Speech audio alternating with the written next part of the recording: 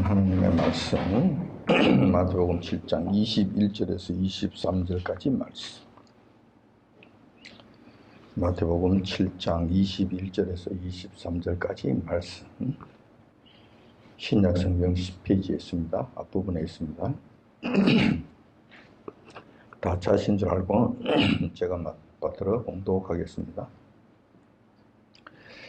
나더러 주여 주여 하는 자마다 천국에 다 들어갈 것이 아니요 다만 하늘에 계신데 아버지의 뜻대로 행하는 자라야 들어가리라. 그날에 많은 사람이 나더러 이르되 주여 주여 우리가 주의 이름으로 선자 노릇하며 주의 이름으로 귀신을 쫓아내며 주의 이름으로 많은 권능을 행치 아니하였나이까 하리니 그때 내가 저에게 밝히 말하되 내가 너희를 도무지 알지 못하니 불법을 행하는 자들아 내게서 떠나가라 하리라. 아멘. 오늘 본 말씀을 중심으로 해서 주여 주여 하는 자마다 라는 제목으로 말씀을 나누고자 합니다. 얼마 전까지만 해도 여러분들은 이런 사실을 잘 많이 보았을 것입니다. 소위 말하는 구원파, 박옥수파들이 극성스럽게 전도하는 그 장면을 여러분들은 많이 목격했을 것입니다.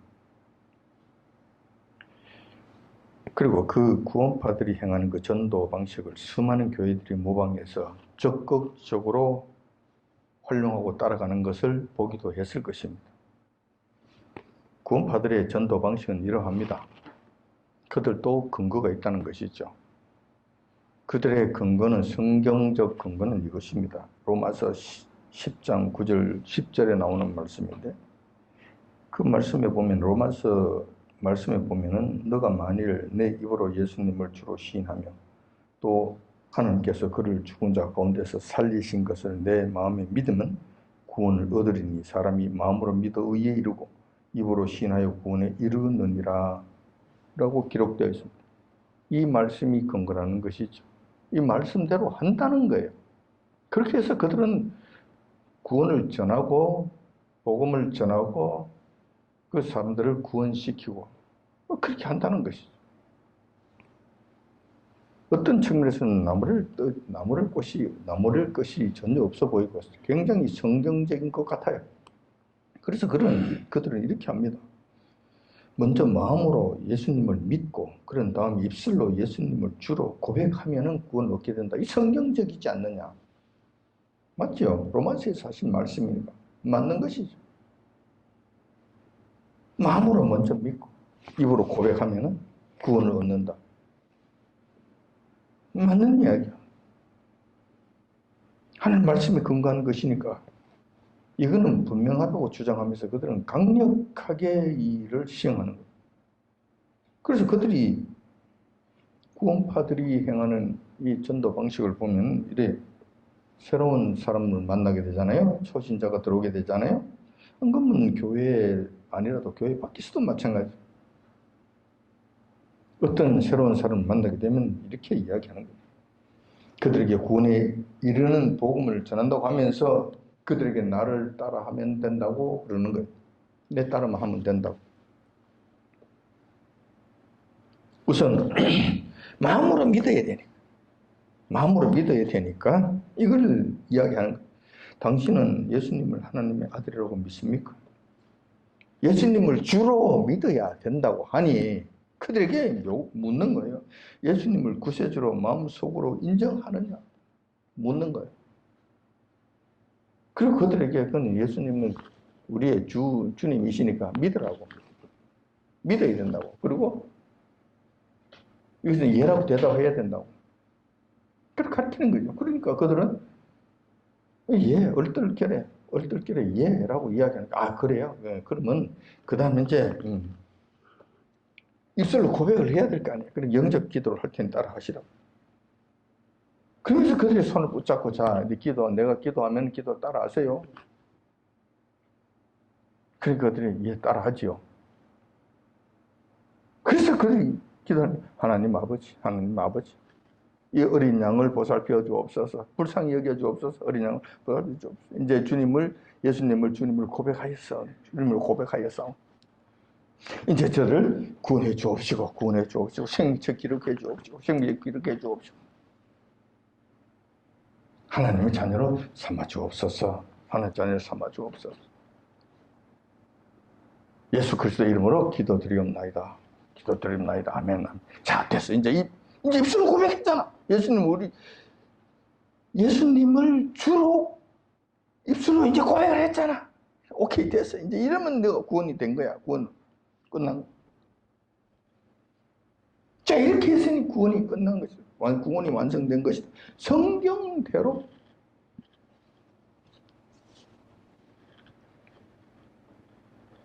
그렇게 해서 영적 기도를 마치게 되면 서로 만난 그 새 신자에게 구원을 공식적으로 선포합니다. 이제 당신은 구원받았습니다. 당신이 이제 구원받았어요. 걱정하지 마십시오. 주님께서 함께 하시니까 강하고 담대하십시오. 염려하지 마시고 사십시오. 오늘 이 시간 지금 보니까 1922년 8월 14일 11시 30분쯤 된다. 11시 30분. 자, 이 시간을 기억하십시오. 왜냐하면 이날은 당신이 구원받은 날이기 때문에 그렇습니다. 구원받은 날이기 때문에 여러분, 당신의 영혼의 생일날입니다.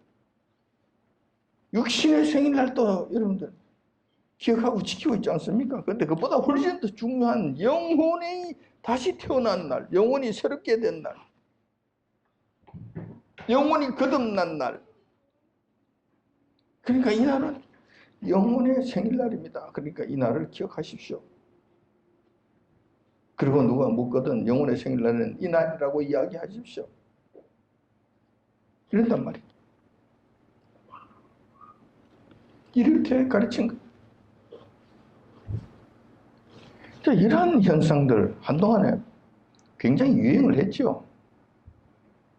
상당히 시끌벅적했습니다.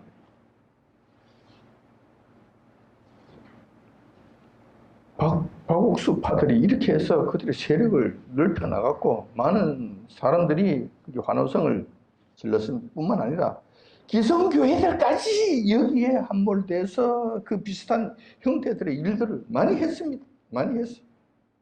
교회 안에서. 제가 신학교 다닐 때도 그랬습니다.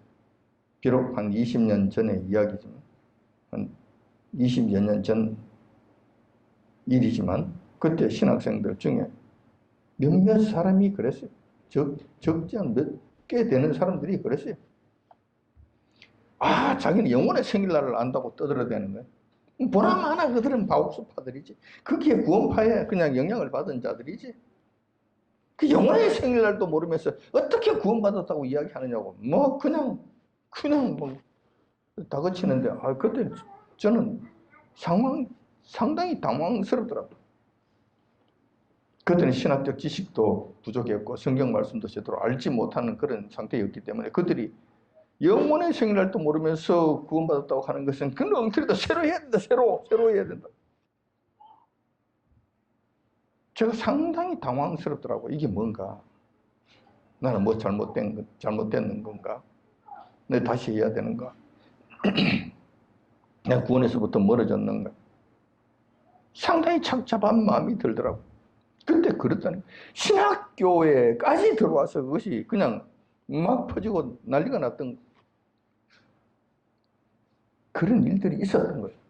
신천지가 나타나기 전까지 박옥수파들이 이 나라를 점령하다시피 했습니다. 신천지가 나타나고 난 다음에 조금 잠잠해진 것 같아요. 근데 이런 구원파들의 가르침은 신천지가 나타남으로 인해서 없어진 것인가, 사라진 것인가? 그렇지 않다는 거예요. 그렇지 않다. 지금도 우리 한국교회 구석구석이 남아서 상당한 영향력을 발휘하고 있다는 거예요. 저와 여러분들의 신앙생활 속에서도 이 영향이 지금도 들어와 있는, 이 영향력이 행사를 하고 있는, 알게 모르게. 예를 들면 이런 거.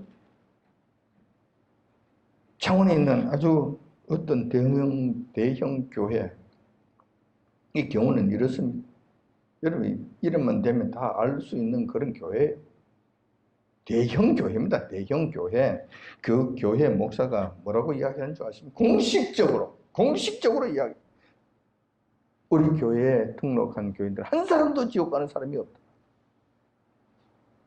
아무도 지옥 갈 사람이 없다. 전부 천국 간다. 내가 보장한다. 이런 식이야. 이렇게 떠들어대는 거야. 이렇게 떠들어. 무슨 근거로 그러는 거야? 무슨 근거로? 마음으로 믿었고 입으로 시인했으니까 자기가 자신 있게 이렇게 이야기하는 것인가? 그거겠죠. 뿐만 아니라 지금도 수많은 교회에서 구원에 대해 쉽게 이야기하고 있습니다. 우리 교회 나왔으니까 됐어. 등록했으니까 됐어. 세례 받았으니까 됐어. 교회 나오잖아. 교인이잖아. 구원받은 것이지 뭐. 세상 사람들하고 달라. 이런 식. 구원을 아주 쉽게 생각한다니까. 우리 교회는 이단이 아니잖아. 신천지 아니야. 신천지 저들은 큰일 나. 저들은 구원받지 못하지만 그들은 큰 문제이지만 우리는 정통 교단에 속한 교회야. 그러니 우리는 지금 구원받는 거야. 신천지가 아니고 구원받는다는 이런 식이야. 이런 논리.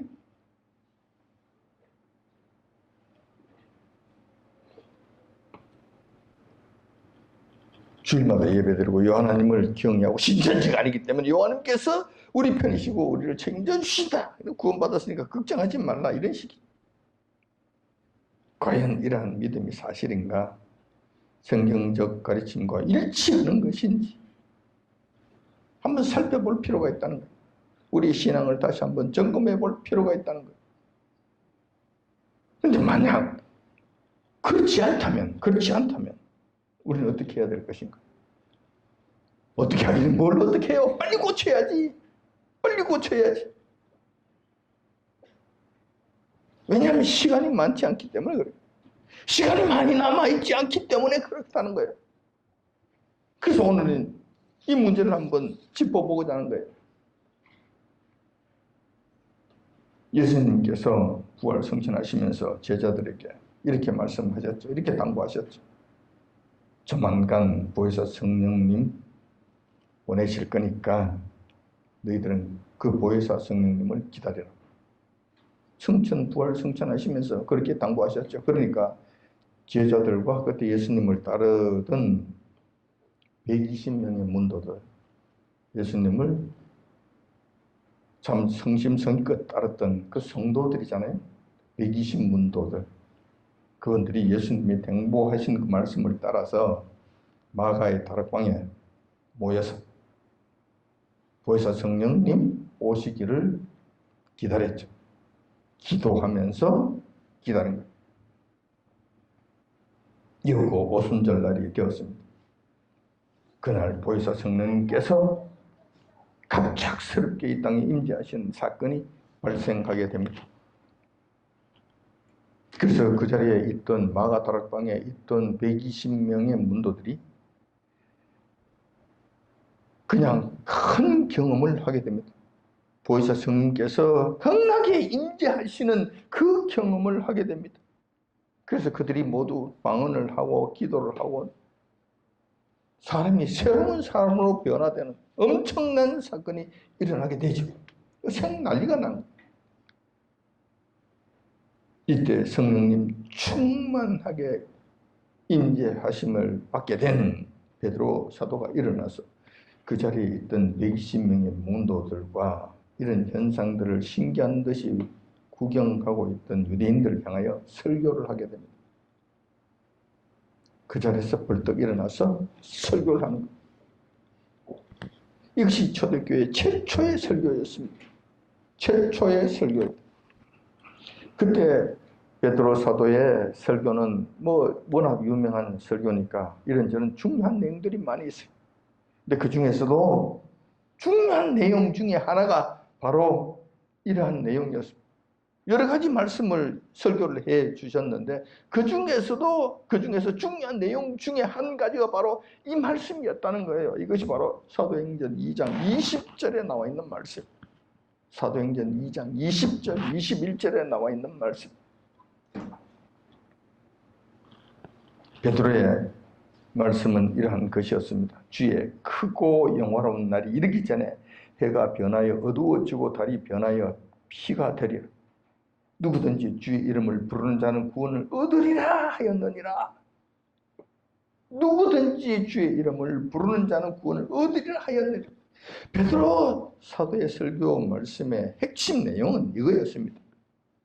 누구든지 주의 이름을 부르는 자는 구원을 얻는다는 거예요. 약속이 되었던 것이고 확실한 것이라는 거예요. 이 말씀은 구약 요엘 선지자를 통해서 여호와께서 미리 말씀해 주셨던 것이고 그 약속해 주셨던 것이에요. 근데 이 말씀이 지금 이 순간 우리에게 임하였다고 지금 설교를 하는 거예요. 그 구약 요엘서 요엘 선지자의 말씀 보면 요엘서 2장 31절 32절에 그 말씀이 있죠. 그 요엘 선지자가 하신 말씀을 보면은 이런 거예요. 여호와의 크고 두려운 날이 이르기 전에 해가 어두워지고 달이 빛빛같이 변하려니와 누구든지 여호와의 이름을 부르는 자는 구원을 얻으리니 이는 나 여호와의 말대로 시온 산과 예루살렘에서 피할 자가 있을 것이며 라고 말씀해 놓으셨습니다. 요엘 선지자의 말씀도 그 말씀의 핵심도 이거예요. 누구든지 여호와의 이름을 부르는 자는 구원을 얻는다라는 약속의 말씀이에요. 그래서 벌써 성령님께서 강림하시고 이 땅에 오시고 베드로 사도가 그 말씀을 하신 그 순간부터 주의 이름을 부르는 자는 구원을 얻는 이 일이 확정되어집니다. 그 약속했던 이 일들이 실질적으로 일어나게 된 것이고 그때부터 주의 이름을 부르는 자는 구원을 얻는 역사가 일어나게 된 거예요. 실질적으로 우리 주님께서는 주의 이름을 부르는 자 구원해 주겠다고 약속하셨고 그 약속을 이루어 주셨던 거예요. 그 일은 지금도 계속 유용합니다. 지금도 우리에게도 유용합니다. 이 땅 끝날까지 이 말씀은 그대로 유용합니다. 그대로 이어지게 될 거예요. 왜냐하면 요엘 선지자도 말씀하셨고 베드로 사도도 말씀하셨기 때문에 똑같은 말씀을 두 번이나 거듭 말씀하셨기 때문에 반드시 그 말씀은 이루어진다는 거예요. 너무나 감사한 일이 아닐 수 없는.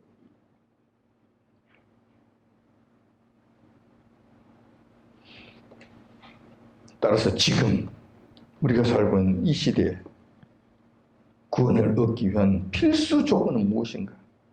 주의 이름을 부르는 것이라는 거예요. 주의 이름을 부르는 것. 이것이 필수 조건이 됐다는 거예요. 반면에 예수님께서 공생의 기간 중에 특별히 산상수훈 말미에 또 이런 말씀을 하셨어요. 그때 제자들과 백성들에게 이렇게 가르쳐 주셨어요. 근데 그 가르쳐 주신 말씀은 조금 다른 것 같아. 베드로 사도가 말씀하신 그 말씀하고 다른 것 같아. 조금 다른 것이 아니라 완전히 다른 것 같아. 뭐라고 말씀하셨느냐 하면은 예수님께서 구원에 관한 말씀을 하시면서 오늘 본문의 말씀을 하신 거란 말이에요. 오늘 본문의 말씀 마태복음 7장 21절에 이렇게 말씀하시는 나더러 주여 주여 하는 자마다 천국에 다 들어갈 것이 아니요 다만 하늘에 계신 내 아버지의 뜻대로 행하는 자라야 들어가리라라고 말씀하신 거예요. 이게 무슨 청천벽력과 같은 말씀입니다. 이 말씀의 핵심은 이거잖아요. 주여 주여 부른다고 예수님의 이름을 부른다고 주의 이름을 부른다고 구원받는다? 그렇지 않다는 거예요. 택도 없는 이야기라는 거예요. 어림없는 이야기라는 거예요. 그렇다고 구원은 말도 안 되는 이야기. 자, 위에서는 누구는 베드로 사도는 주의 이름을 부르면 누구는 누구든지 구원을 얻는다고 말씀하셨는데 우리 주님께서는 주의 이름을 부른다고 구원받는다. 그런 일이 없다는 것이죠. 절대 그런 일이 없다는 거예요. 좀 어떻게 된 것인가? 이게 또 무슨 말씀인가? 예수님께서는 아니라고 말씀하시니 이건 어떻게 된 것인가? 누구의 말이 옳은 것인가? 혼란스럽기 짝이 없다는 거예요. 여기서 문제가 생기는 거예요. 여기에서 문제가 생기는 거예요. 구원파가 이렇게 해서 생기는 거예요. 한국교회 구원이 이렇게 값싸게 나타난 현상이 이 말씀에 대한 오해, 이걸 제대로 알지 못함으로 말미암아 이 두 분의 말씀이 상충되는 이 부분을 제대로 이해를 하지 못함으로 생기는 명패들. 우리가 조금 전까지 살펴본 바와 같이 베드로 사도의 설교와 예수님의 가르침 간에는 분명히 차이점이 있습니다. 분명히 달라요. 분명히 다르다. 그러면 가능성은 세 가지가 있겠죠. 우리 논리적으로 생각해도 세 가지 가능성이 있어요. 자, 베드로 사도의 말이 틀렸던가 예수님의 말씀이 틀렸던가. 둘 중에 한 사람은 틀렸을 것이다. 이런 경우 하나 있을 것이고, 또 두 번째는 두 분의 말씀 다 틀릴 수가 있어요. 예수님의 말씀도 틀리고 베드로 사도의 말씀도 틀리고 두 분 다 틀렸어. 이건 아니야, 엉터리야. 이런 경우가 있을 것이고, 또 세 번째 경우가 있겠죠. 두 분의 말씀 다 맞아. 틀린 것 같은데 틀린 것이 아니고 사실은 다 맞는 거야. 같은 거야. 이런 경우가 있을 거란 말이에요. 자, 그런데 이 세 가지 가능성 다 있을 수 있죠. 하지만은 여러분, 하나님의 말씀이잖아요. 하나님의 말씀은 1.1핵도 틀리지 않는다고 말씀하셨어요. 영원토록 이 우주는 없어질지언정 하나님의 말씀은 영원하라고 말씀하신 거예요. 절대 틀리지 않는다는 것이죠. 결코 다르지 않다는 거예요. 자, 그렇다면은 첫째 경우와 두 번째 경우는 일단 우리는 생각할 수가 없죠. 틀린다는 건 있을 수 없으니까. 세 번째 경우만 남게 되는 거예요. 다시 말해서 베드로 사도의 말씀과 우리 주님의 말씀이 같아야 된다는 거. 두 개 다 맞아야 된다는 거. 사실이어야 된다는 거예요. 하나님 말씀이 되려면, 진리의 말씀이 되려면, 영원한 말씀이 되려면 두 말씀이 같은 말씀이 되어야 된다는 거예요. 그리고 두 말씀 반드시 그렇게 되어야 된다는 거예요. 주의 이름을 부르는 자는 누구든지 구원을 얻는다. 그렇지만 주여 주여 하는 자가 마다 좀 더 천국에 가는 것은 아니다. 이 말씀이 같아야 된다는 거예요. 틀리지 않아야 된다는 거예요. 그리고 그 말씀이 반드시 그대로 이루어져야 된다는 거예요. 이 문제가 중요한 것은 조금 전에도 말씀드렸다시피 우리의 구원에 문제가 걸려있기 때문에 그렇다는 거예요. 어쩌다가 잘못 이해했다가 잘못 알고 바구스파에 끌려갔다가 어느 유명한 목사님이 떠들어대는 그 소리에 취해서 나는 구원받았는가 보다 하고 신앙생활을 하다가 이것이 결정적인 순간에 아니면 주님 앞에 섰을 때 아니라는 판단이 나타나게 된다면, 심판을 받게 된다면 그때 가서 실수해. 이거 어떻게 하지? 이렇게 해서 끝날 문제가 아니라 영원한 문제가 달려있는 것이잖아요. 영원한 생명을 이룰 수 있잖아요. 그런 측면이기 때문에 너무나 중요한 문제는 이 문제를 해결하는 것이 너무나 중요한 문제라는 거예요. 그렇다면 무엇이 문제인가? 무엇이 문제인가? 이것을 잘못 이해하면 구원파 같은 이런 사람들이 나타난다니. 이것을 제대로 알지 못하면, 이 두 말씀을 제대로 이해를 하지 못한다면은 창원에 있는 유명한 대형 교회 목사처럼 방자한 말들을 함부로 해야 된다니. 그렇게 해서 성도들로 하여금 자기가 지금 잘못된 길로 가고 있는데도 평안하다 그러다가 어이쿠 하는 순간에 그들은 그냥 영원한 나락으로 떨어진단 말이에요. 큰일 날 문제가 생기는 것이. 그래서 이건 무슨 문제가 있는 것인가? 이거 어떤 내용인가? 한번 살펴볼 필요가 있다는 거예요. 먼저 요엘 선지자와 베드로 사도가 설교한 내용을 조금 더 자세히 살펴볼 필요가 있습니다. 그러면 우리가 이것을 알 수가 있어요. 주의 이름을 부르는 사람은 주의 이름을 부르는 그때의 환경에 대해서 말씀해 놓으셨다는 거예요. 이것을 우리가 먼저 잘 살펴봐야 된다는 거예요. 요엘 선지자는 이렇게 말씀하셨습니다. 그때가 언제냐면은 아무 때나 주의 이름을 부르는 것이 아니라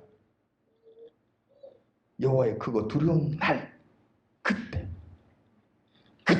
주의 이름을 부르는 자는 구원을 얻는다고 말씀하신 거예요. 뿐만 아니라 베드로 사도도 같은 말씀을 하셨어요. 무슨 말씀을 하셨냐면은 그날이 주의 크고 영화로운 날이라고 말씀하셨어요. 그때 주의 이름을 부르는 자는 구원을 얻는다고 말씀하신 거예요. 아무 때가 아니죠. 아무렇게나 아니죠. 장난스럽게 그냥 입으로 쫑알거리는 것을 의미하는 것이 아니죠. 크고 두려운 날이라니까 그때 주의 이름을 불러야 된다니까. 그럼 그날이 어느 날인가? 두 분의 말씀이 모두 같은 날을 지목하고 있습니다. 그날이 무슨 날인가? 우리는 알지요. 우리는 알아. 하나님 말씀을 배웠던 자들은 들어서 충분히 이해하고 있는 자들은 이 날이 무슨 날인지 우리가 아는 거예요. 바로 예수님께서 심판주로서 이 땅에 재림하시는 그날이잖아요. 그날을 가리킨다는 그거 두려운 날이죠. 온 우주가 벌벌 떠는 그날이잖아요. 그날을 이야기한다는 그날을 의미한다는 거예요. 그때 주의 이름을 불러야 된다는 거예요. 우리는 요한계시록의 말씀을 통해서 예수님께서 재림하실 그 무렵에는 어떤 일이 일어나는지 우리가 잘 알고 있다는 것입니다. 예수님이 재림하실 때는 천재지변이 일어나죠. 우주가 뒤틀리는 어마어마한 현상들이 나타나게 되죠. 뿐만 아니라 예수님 오시기 직전에는 즉 그리스도가 나타나고 거짓 선지자가 나타나서 믿는 성도들을 괴롭히는 그런 일들이 일어나게 되죠. 첫 번째는 믿는 성도들을 미혹합니다. 속인다니까. 내가 그리스도라고. 내가 예수님. 별짓을 다 하면 속인다니까. 그리고 나아가서는 예수님을 부인하고 예수님의 이름을 부르는 자를 핍박한다는 거죠. 못하게 막는 거죠. 예수님의 이름을 부른다. 그냥 내버려 두지 않지. 그냥 내버려 두지 않는다. 결국은 그런 자들을 죽이기까지 한다. 주의 이름을 부르지 말라니까. 부르지 말라고. 누구의 이름을, 짐승의 이름을 부르라고. 적그리스도의 이름을 부르라고. 사탄의 이름을 부르라고. 그것을 주라고 부르라고. 예수님을 주로 고백한다. 있을 수 없는, 못 부르게 한다는. 그 증거로서 666표를 받으러 입술로만 떠드는 것이 아니라 실질적으로 내가 사탄을 주로 고백한다는 증거로 666표를 받으라고 요구를 한다는 거예요. 이게 끝이 간다는 거예요. 이걸 하지 않으면 전부 다 죽인다. 누구든지 다 죽여버린다는 거예요. 주님 앞에서도 그렇잖아요. 주님, 제가 그때는 그렇게 하지 않았습니다. 뭐 거짓말을 하려고 하더라도 나 666표를 받았잖아. 그때 나를 부인하고 그를 주로 섬기겠다는 고백으로 666표를 너가 받았잖아 말씀하실 때 정말 할 말이 없네. 이런 지경이 이른다는 말이에요. 이런 지경이 이를 때에도 주의 이름을 불러야 된다. 그때 주의 이름을 불러야 된다는 거예요. 주의 이름을 불러야 된다는 거예요. 그래야 구원을 얻는다는 거예요.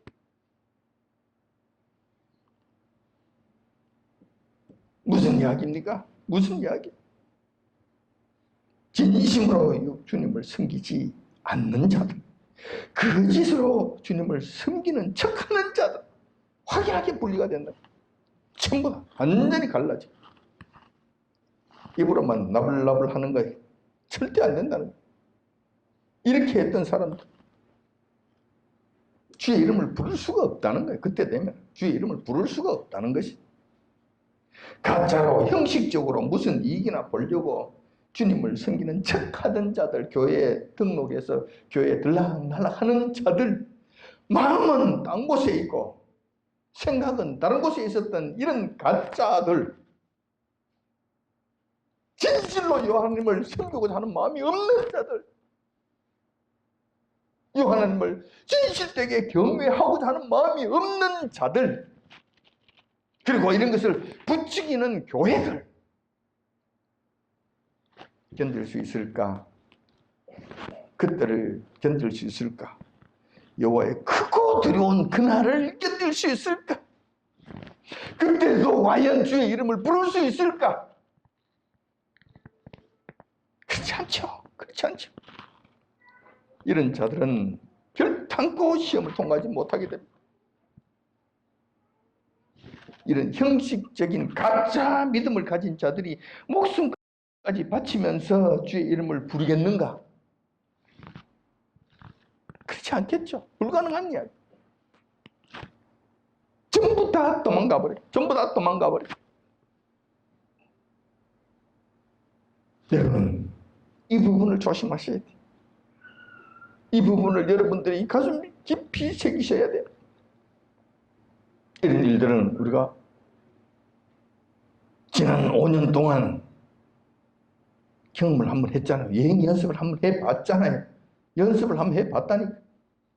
정말 여호와 이름을 부를 것인가 부르지 않을 것인가를 지금 시험해봤다니까. 문재인 정권 하에서 우한폐렴 사건을 통해서 교회가 문재인의 말을 들을 것인가, 주님의 말씀에 순종할 것인가, 그래도 주의 이름을 부를 것인가, 주의 이름 부르는 것을 포기할 것인가 시험해봤잖아요. 근데 이게 미리 예고편이고 시험해본 사실은 조차도 알지 못합니다. 많은 교인들이 그래요. 그 자체를 아직 몰라. 까맣게 몰라. 근데 그때만 해도 많은 교회들이 그들의 말에 전전긍긍하며 따라갔잖아요. 교회를 폐쇄하면 폐쇄하고 예배 드리지 말라 그러고 기도하지 말면 기도하지 않고 마스크를 쓰는 것은 말할 것도 없고 방패까지 그냥 막 갖다 드리고 쓰고 이렇게 예배 드린다고. 그런 모습들을 볼 때 저는 정말 마음이 안 됐어요. 정말 마음이 안 됐어. 왜 저러는가? 주님께서는 그렇게 하지 말라고 말씀하셨는데 왜 저럴까?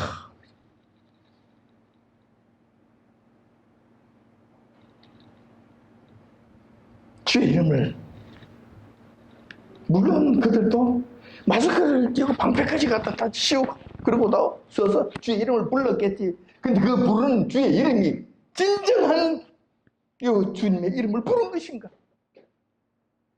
형식적인 것인가? 가정스러운 것인가?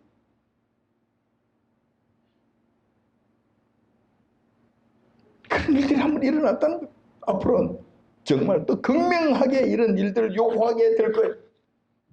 정말로 극명하게 요구하게 될 거예요. 목숨을 걸지 않고는 주의 이름을 부를 수 없는 시대가 오게 될 거예요. 그때를 대비하라는, 그때를 대비하라는.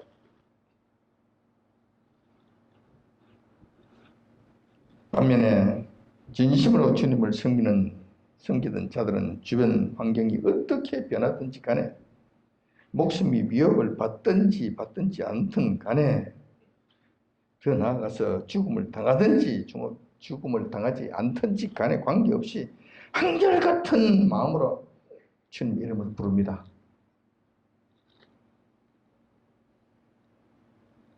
환경은 관계없다니까.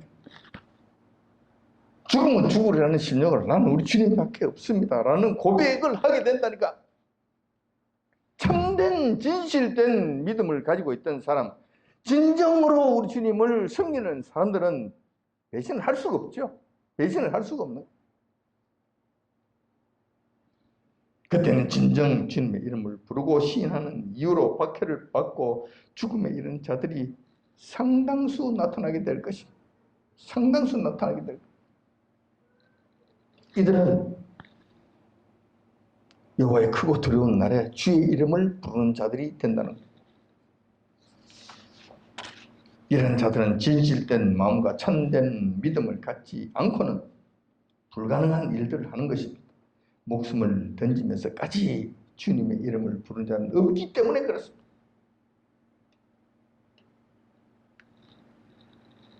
지금도 주님께서는 이것을 요구하고 있고, 저도 여러분들에게 강권하고 싶습니다. 주님을 위하여 목숨을 버리라고. 목숨을 버릴 각오를 하라고. 거짓되게 아무렇게나 그냥 왔다 갔다 하는 것이 아니라 진실되게 여호와 하나님을 섬기라고, 그분을 사랑하라고. 그분의 사람이 되라고. 여러분들의 목숨이 그렇게 소중합니까? 예, 소중합니다. 소중해. 영원한 세계보다 더 소중합니까? 그렇진 또 않잖아. 어차피 죽을 목숨인데 왜 주님을 위해서 이 목숨을 내놓지 못하느냐? 뭐가 두려워서 그렇게 절절 매느냐? 저는 여러분들에게 강조드리고 싶습니다. 살려고 그러지 말아라. 살려고 그러지 말아라. 목숨을 구하려고 주님의 이름을 거부하는 일은 절대로 하지 말아라. 절대로 하지 말아라. 여러분, 죽고 나면 그 순간부터 바로 영원한 세계로 연결되잖아요. 연결되잖아. 어떻게 하려고?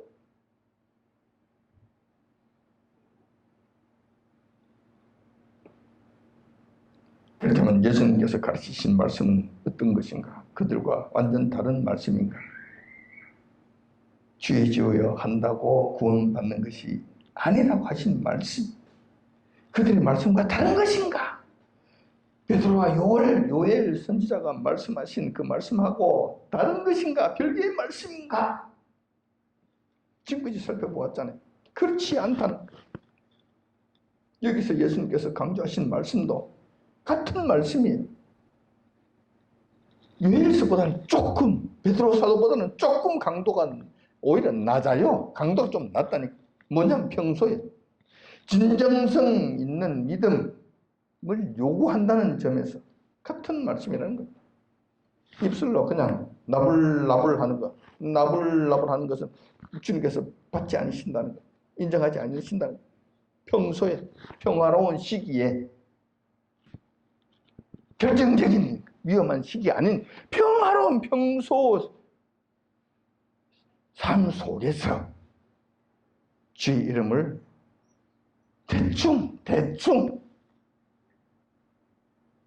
그냥 가짜로 형식적으로 마음에 없는 것을 이렇게 하면 뭔가 좀 뭐 도움이 있지는 않을까 싶어서 눈치는 살살 보면서 그런 척하면서 주의 이름을 부르는 것 하는 것, 하나님께서 원치 않으신다는 것, 받아주지 아니하신다는 것, 그것은 거부하신다는 것, 당연할 것 아닙니까? 당연한 말씀 아니에요. 당연한 거예요. 지극히 당연한 말씀을 하신 거예요. 마지못해서 마음에도 없으면서 형식적으로 무슨 유익이라도 얻을까 해서 예수님의 이름을 부른다는 것은 주님께서 거절하신다. 거절. 결국 우리가 구원을 얻으려면 진정성을 갖고 주님 앞에 나가야 하며 목숨을 걸고 믿음을 지키는 단호함을 보여야 한다는 거예요. 가짜와 거짓된 믿음으로는 어림없다는 이야기. 주님께서 주여 주여 하는 자마다 천국에 들어가지 못한다고 말씀하신 말씀의 의미도 같은 말씀이라는 거예요. 가짜는 안 된다. 형식적인 것은 안 된다. 마음에 없는 그냥 입으로만 나불나불 하는 것은 안 된다. 안 된다. 오늘 우리는 구원에 이르는 문제에 대해서 베드로 사도의 설교, 예수님의 가르치심 사이의 차이점에 대해서 한번 살펴보았습니다. 완전히 다른 말씀 같아 보였지만 사실은 진실된 믿음을 요구한다는 측면에서 같은 말씀인 것을 알게 되었습니다. 그렇다면 초대에 말씀드렸던 구원파들이 교회를 시끄럽게 했던 영접 기도와 믿음 고백하는 그 모든 일들은 과연 어떠한 일이 될까? 어떤 의미가 있을까? 그것을 해내서 그들이 과연 구원을 선포할 수 있을까? 다시 한번 생각해 봐야 된다는 거예요. 아무 생각도 없이 주님은 누구신지 제대로 알지도 못하면서 그냥 좋다 그러니까 구원 얻는다 그러니까 천국 간다 그러니까 덮어놓고 그냥 주절주절 따라 한다고 해서 이것이 구원에 이르는 믿음이 될 것인가? 구원에 이르는 고백이 될 것인가? 한번 생각해 봐야 된다는 거예요. 물론 그렇게 따라했던 사람들이 전부 다 주님으로부터 버림받았다는 이야기는 아닙니다. 뭣도 모르고 따라해서 그렇게 했는데 나중에 알고 보니까 아하, 이러한 내용들이 있었구나. 주여, 저는 진실로 요한님을 경외하나이다. 진실로 주님을 사랑하나이다. 라고 고백하는 지경까지 들어갔다면 그 사람은 또 구원받겠지. 문제가 전혀 없겠지. 그런데 그들이 하는 말에 따라서 그냥 나는 구원받았어.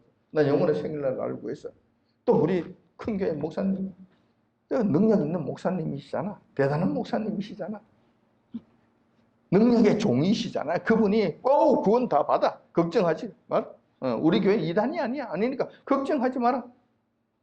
이렇게 했다고 해서 마음 편하게 있는 사람들, 그럼 눈치나 살살 보면서 대충 신앙생활하고 대충 무슨 도움이나 얻을 수 없을까? 이 큰 교회는 성도가 몇 명? 2만 명이. 그럼 여기서 세탁소를 하나 차리더라도 2만 명이라. 이게 되겠네? 장사 되겠네? 이렇게 해서 교회에 들락날락하는 이런 심보를 가진 자들. 그러면서도 나는 구원 얻은, 걱정 없네, 마음 편하게 있는 사람. 과연 그럴까? 과연 그렇게 될까? 절대로 그렇게 되지 않는다. 절대로 그렇게 되지 않는다.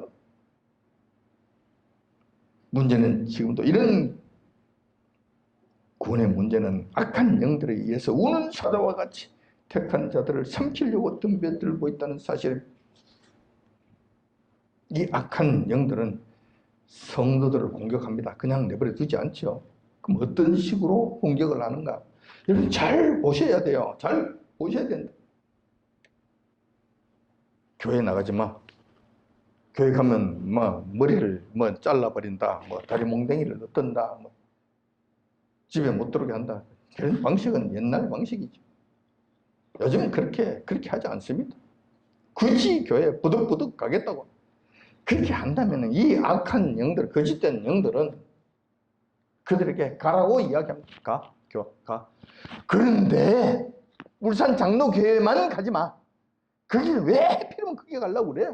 그 먼 곳에 왜 가려고 그러는 거야? 가까운 곳은 교회 천지잖아. 좋은 교회 많이 있는데 같은 값이면 메이커 있는 교회, 그럴듯한 사람들이 많이 모이는 교회, 그곳에 가는 것이 좋지 않아? 가까운 데 있잖아. 가서 대충 신앙생활해. 그냥 하라니까. 봐라 이거. 주여 하는 자만 좀 더 구원 얻는다 그러잖아. 그럼 주여 그래. 주여 그러면 끝나잖아. 되잖아. 하라니까 그렇게 하고. 이제 됐으니까 더 이상 깊이 하려고 그러지 마. 그냥 그렇게 가면 돼. 다 끝나서. 영혼의 생일날 있지? 알지? 매달 8월 14일. 몇 년? 2022년? 언제? 12시? 됐어. 그 기억하고 있지? 그럼 됐어. 더 이상 하려고 하지 마. 더 이상 깊이 없고 그냥 그러고 대충 살아. 돼. 그러면 된다고. 지금 악한 영들이 선한 성도를 무너뜨리는 방식은 이 방식으로 간다니까. 이 방식으로. 능력 있는 목사님이, 그것도 시시한 시골 목사가 아니라 대단한 목사님이 그냥 확정 지어 주셨잖아. 괜찮다. 우리 교회에 속한 자. 우리 교회는 이단이 아니고 정통교회고 정통교파고 내가 우리 교회에 속한 자들 전부 다 하니 걱정하지 말고 구원받았으니까 염려하지 마시라고. 그게 안주하고 살아라니까. 그냥 그렇게 살아라니까. 이걸 지금 자꾸 요구한다는 거. 쉽게 신앙생활 해라. 쉽게 가라. 그 구원 마음으로 믿고 입술로 고백하면 되는데 그걸 가지고 그렇게. 이것은 성경 말씀을 교묘하게 왜곡하는 일들입니다. 성도들 하여금 교회는 다니되 형식적으로 다니게 하고 주의 이름을 부르되 진정성 없게 하려고. 지금도 악한 영들은 혈안이 되어 있습니다. 혈안이 되어 있다. 주님께서도 이렇게 말씀하셨습니다. 끝까지 미혹이 있으리라고 말씀해 주셨습니다. 지금이 그 시대입니다. 끝까지 미혹이 있다는, 그 미혹에 걸리지 마시기 바랍니다. 그들의 이러한 속삭임에 여러분들 믿음을 팔지 마시기 바랍니다. 구원에 이르는 믿음을 지킨다는 것은 쉽다면 아주 쉽습니다. 진실되게 주님을 섬기겠다는 마음만 있으면 아주 쉽습니다. 어려운 것 전혀 없습니다. 간단하게 끝납니다. 뭐 그래 어려워. 주님, 나는 주님 믿습니다. 죽인다고? 오, 그래도 주님 살아계시는데. 주님께서 날 인도해 주신다는데. 죽인다고? 죽어도 사실은 사실이니까 그걸 가야지 뭐 어려울 거 없습니다. 그럼 끝나는 거예요. 그런데 반대로 주님을 진실로 사랑하지 않고 진실로 경외하지도 않는 자들에게 있어서는 참된 믿음을 가진다는 것은 너무나 어려운 일이에요. 안 되는 거예요. 이게는 불가능한 거예요. 가처럼 눈치만 살살 보는데 이게 가능하겠냐고. 주 이름을 참되게 부르는 것이 가능하겠냐고. 주님께서도 말씀 때 일어날 일들에 대해서 미리 경고해 주셨습니다.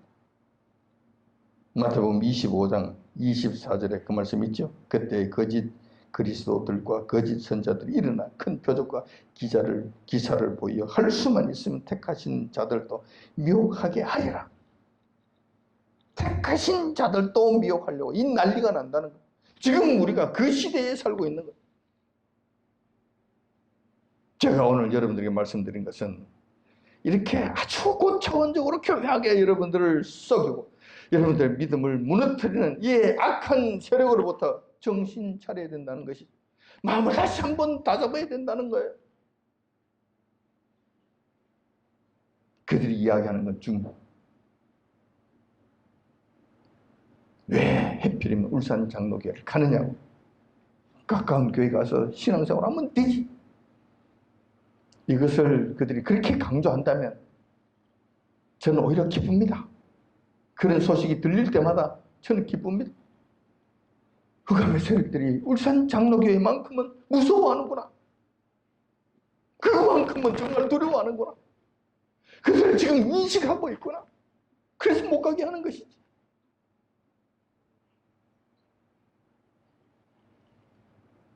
꼭 우리 교회만 끝까지 잘한다고 이야기할 수 없습니다.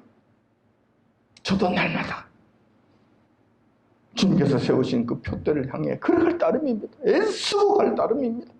넘어지지 않으려고. 끝까지 저만 살겠다는 것이 아니라 우리 교회에 보내주신 하나님의 자녀들 모든 생명을 한 사람 남기지 않고 다 붙잡고 주님 앞에 가는 거예요. 이걸 위해서 저는 지금도 애쓴다는 거예요. 저는 이거밖에 없습니다. 다른 거 저에게는 아무 의미 없습니다. 제가 바라는 것은 이거밖에 없습니다. 고급 승용차 타는 것도 싫습니다. 비싼 음식, 맛있는 음식은 좋아합니다만 비싼 음식 먹는 거 제가 좋아하지 않습니다. 비싼 옷 입는 것도 좋아하지 않습니다. 번쩍한 집에서 사는 것도 좋아하지 않습니다. 다 그런 거는 저에게는 그렇게 큰 일이 아닙니다. 저 바라는 일이 아닙니다. 마지막까지 여러분들과 더불어서 믿음을 지키고 주님 앞에 서는 것이 저에게 가장 큰 목표라는 것. 그것이 나의 삶의 목적이 되었다는 것. 여러분들에게 말씀드리는 바입니다. 아무쪼록 말씀치 말 주님 오시는 날이 긴박한 시대를 살아가고 있는 성도들로서 끝까지 믿음을 지키시기 바랍니다. 입술로만 주여 주여 외치다가 그러면서도 내가 구원받은 것으로 착각하고 안주하다가 주님의 날에 큰 낭패를 당하는 큰 일은 결단코 없으시길 주님의 이름으로 축원드립니다. 아멘. 기도하겠습니다.